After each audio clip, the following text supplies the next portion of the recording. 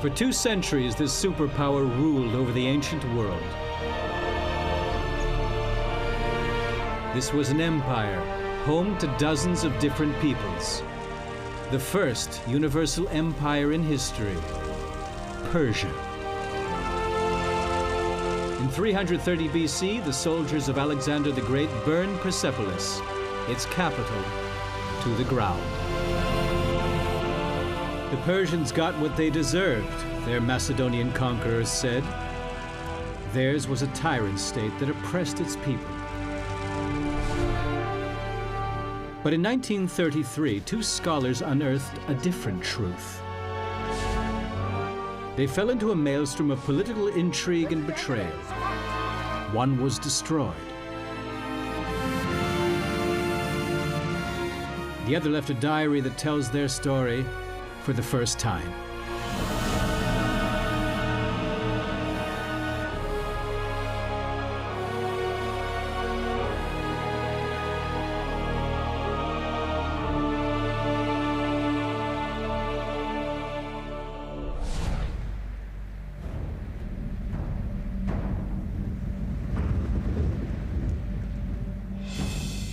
Southern Persia, spring 1929.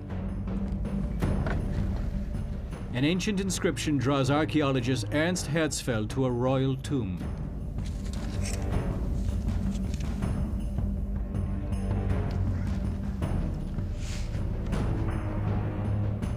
Herzfeld, Germany's leading expert on ancient Persia, has come to read the testament of the great king Darius.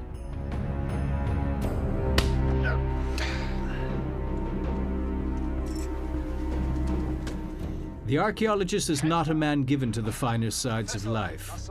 Any interruption of his work is met by a snarling reproach, even if it holds the promise of some fresh poultry for dinner.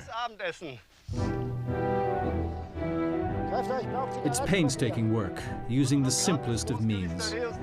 Cigarette paper is the best way to trace the tiniest details of this inscription. The only evidence yet found about the nature of the world's first great empire. Herzfeld is coming up on 50, not young for field work. He's working on a new translation of Darius's last will and testament. I am Darius, King of Kings, King of the lands of all the peoples of this great broad earth, descended from the Achaemenids, an Aryan and son of a Persian. I ruled over the lands beyond Persia. They brought me tributes and obeyed my laws. Darius's tomb at Pasargadae is empty. Vultures carried his corpse to heaven. He's left a puzzle that Herzfeld and his assistant, Friedrich Krefter, must solve.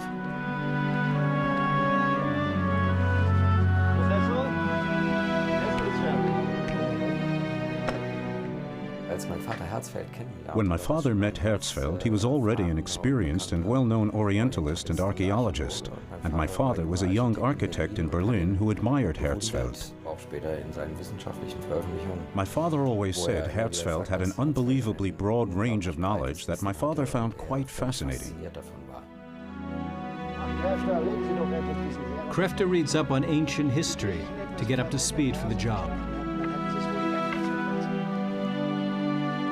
But Greek historians describe the Persians as uncivilized tyrants. Ernst Herzfeld doesn't trust Victor's history, even a version accepted for 2,000 years. There must be a reason this empire could last for 10 generations.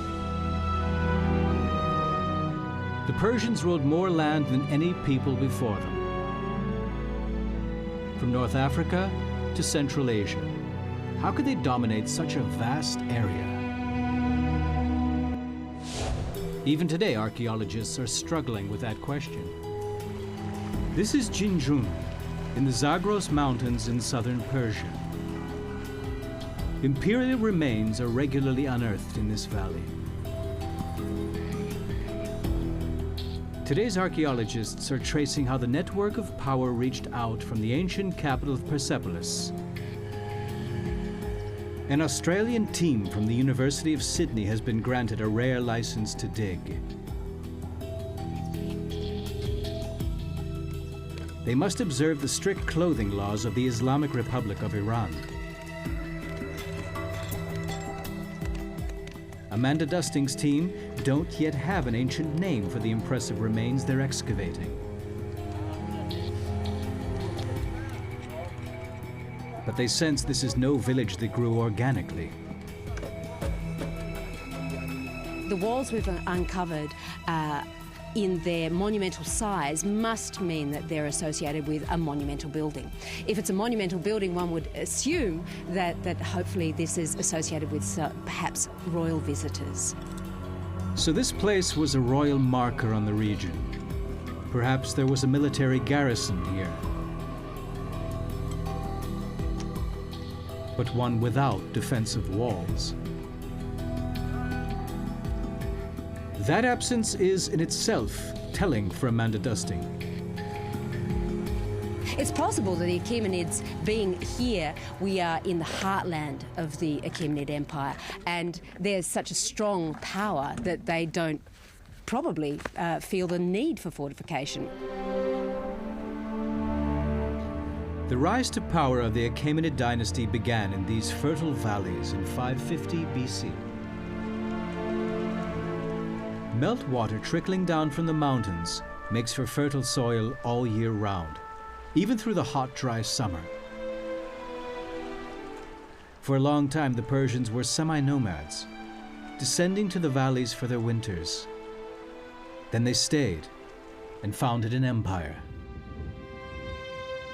In the middle of this landscape at Pasargadae is the royal tomb of the empire's founder, Cyrus the Great.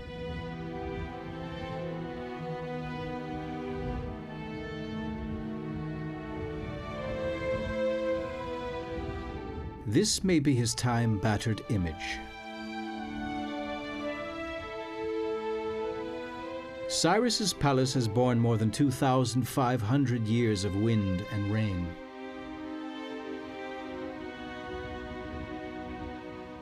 Two and a half millennia of rock-splitting heat and annual thaws.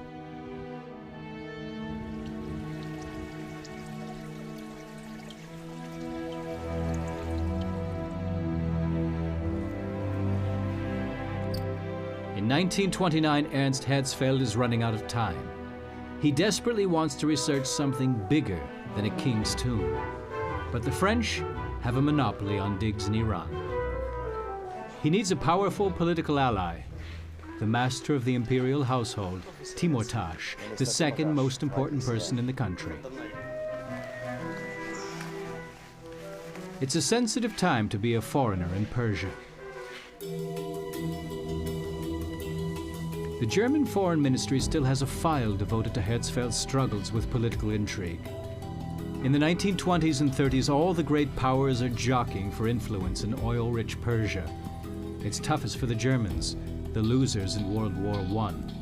Archaeologist Stefan Hauser explains. Herzfeld is in a tough position. On the one hand, he has access to the Shah through Timurtash, but it's not a close relationship. He's working on the Shah's collection of ancient manuscripts and advises him on antiquities, but in the end, he's just a tolerated foreigner.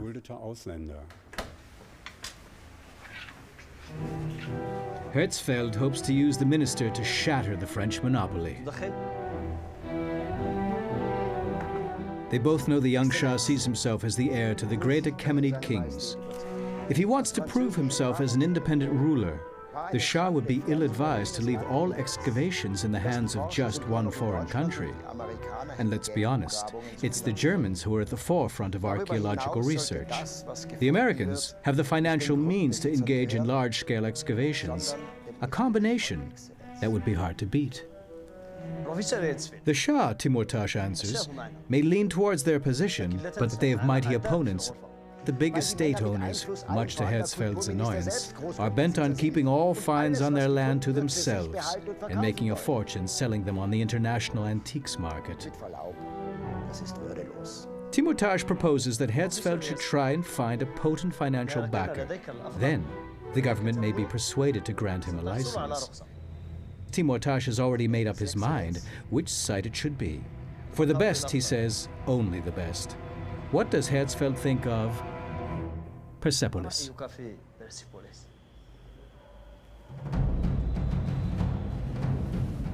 Persepolis.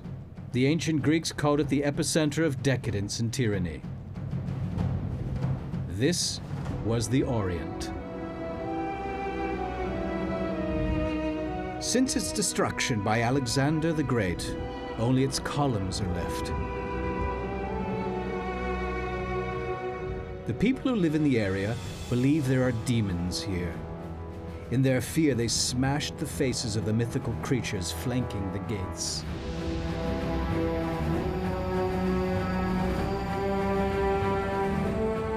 European visitors gouged their names into the rock, in feeble imitation of the boasts of Persian kings.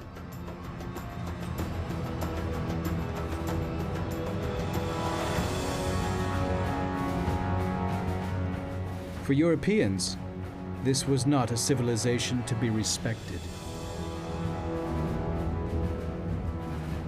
This wasn't art. These were crude copies stolen from other cultures. The Persians worshipped fire as a symbol of eternity and purity. Their greatest virtue was truth, a virtue their kings claimed as their own.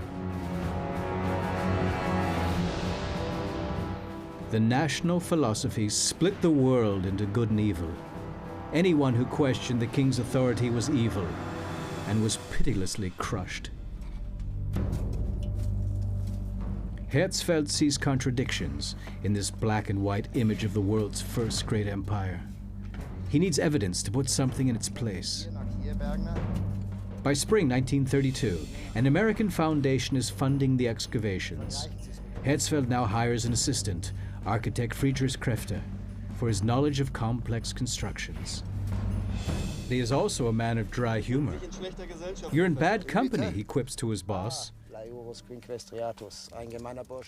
Herzfeld, however, is too steeped in his work to enjoy the joke. Especially since they seem to have found the entrance to the palace's reception hall. But nearby, Krefter has noticed something he wants to show Herzfeld. He's certain that his observations may lead to something important.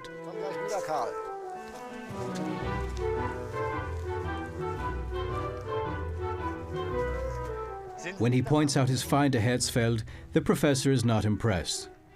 A hole in the ground. Krefter believes this could be the entrance to a secret shaft, but he's brushed off. According to Herzfeld, the hole is part of the underground drainage system, and who's Krefter to disagree with the man in charge? Herzfeld is under pressure. The Shah is impatient, and the Americans too want to see results. Krefter wouldn't dare take any action without Herzfeld's approval.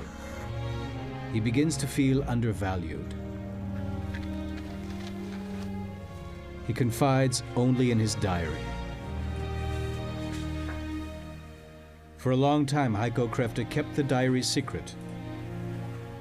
But today, he talks about the changing relations between his father and Herzfeld as they excavated Persepolis. My father was a qualified architect and already had his first small commissions in Berlin. But this was a completely new field, and Herzfeld was his mentor, his teacher.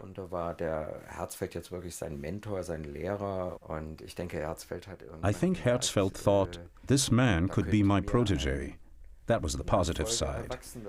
But one day he could also take all the glory from me. And I don't think he liked that feeling at all.